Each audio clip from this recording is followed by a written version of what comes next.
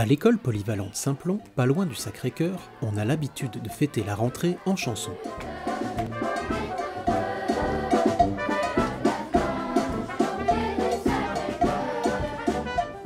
Un petit concert est organisé dans la rue, devant les parents et des passants curieux. Les enfants sont tout excités, car il y a même un orchestre. Au programme, des chants appris les années précédentes, avec Antoine, dans le cadre du projet de mômes et d'opérettes.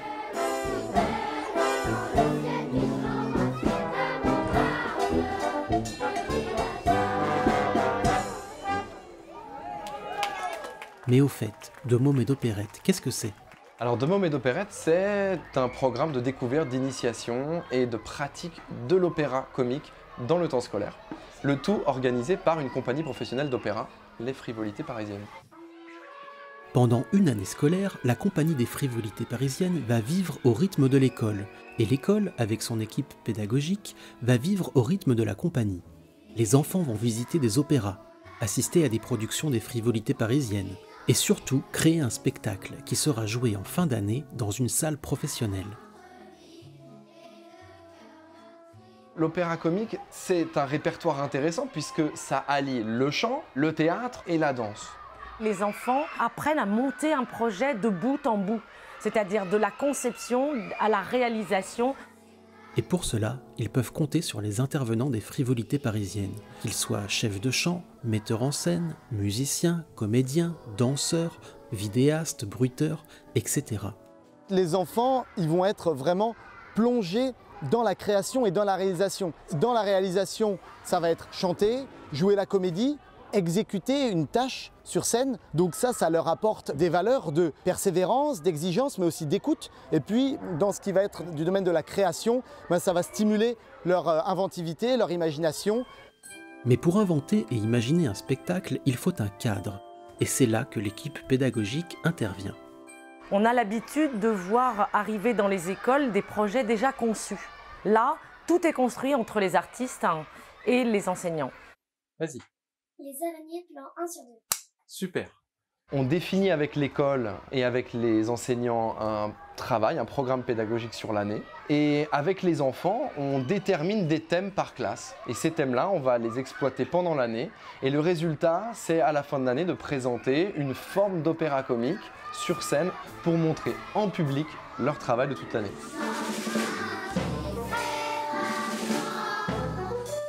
Mais finalement, de mômes et d'opérettes, ça apporte quoi aux enfants ?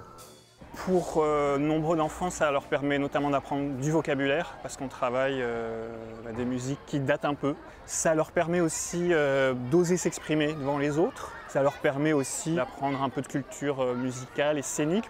Et puis aussi au niveau vraiment de l'élocution, de la prononciation, de la mémorisation, il y a des progrès assez étonnants. Donc du coup, quand on les voit en CP et ensuite quand on les voit en CM2, ça change énormément. C'est très intéressant à voir. L'intérêt du projet, c'est d'accompagner les enfants dans leur évolution pédagogique, la lecture, l'écriture, l'expression orale, le corps, et puis aussi de leur permettre un accès à la culture et notamment à l'opéra. On a des élèves motivés, des enseignants motivés aussi, parce que ça crée une identité d'école, une communauté enfants, enseignants, parents autour de ces projets-là, et musiciens du coup, artistes, musiciens, toutes les gens de la compagnie.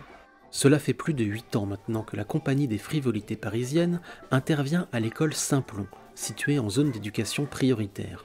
Une longévité encouragée par Catherine, la directrice. L'important pour nous, c'était d'avoir une activité continuée et répétée d'année en année pour que à la fois les jeunes et leurs familles aient des attentes et se projettent et qu'en même temps on puisse arriver à une véritable expertise artistique et qu'on fasse non pas des enfants artistes systématiquement, mais qu'au moins ils aient tous ce petit bagage et cette possibilité ultérieurement.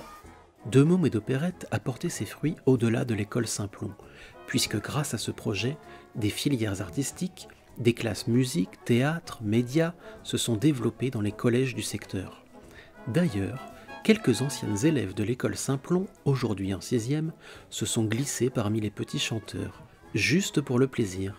Maintenant, on a des enfants qui sont au collège et qui viennent encore nous voir en nous criant l'amour qu'ils ont eu à partager ce projet, parce que je pense que c'est un projet vraiment fédérateur, une compagnie qui va mettre au service d'une équipe pédagogique son savoir-faire, plus que juste leur présenter l'orchestre ou juste leur présenter les chanteurs.